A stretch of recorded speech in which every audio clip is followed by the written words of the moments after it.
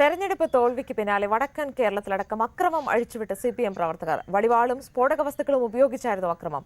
UDF സ്ഥാനാർത്ഥികൾക്കും അക്രമത്തിൽ പരിക്കേറ്റു.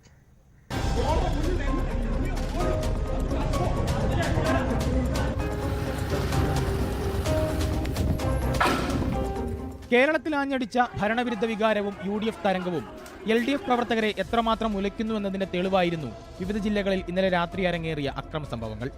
ഫലം വന്നതിന് തൊട്ടു പിന്നാലെ കണ്ണൂർ പാനൂരിൽ ഭീകരാന്തരീക്ഷം സൃഷ്ടിച്ച് CPM പ്രവർത്തകരുടെ വടിവാൾ പ്രകടനം.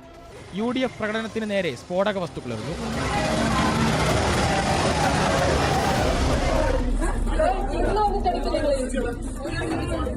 ലീഗ് പ്രവർത്തകരുടെ വീടുകൾ കയറി അക്രമികൾ അഴിഞ്ഞാടി.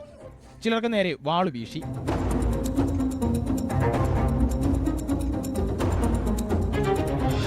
പാറാട് ടൗണിലുണ്ടായ കല്ലേറിൽ നിരവധി UDF പ്രവർത്തകർക്ക് പരിക്കേറ്റു.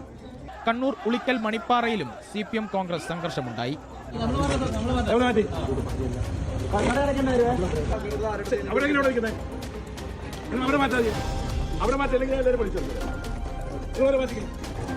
ഏറാമല തുരുത്തിമുക്കിൽ കോൺഗ്രസ് ഓഫീസിന് നേരെയായിരുന്നു പിന്നീടുള്ള ആക്രമണം.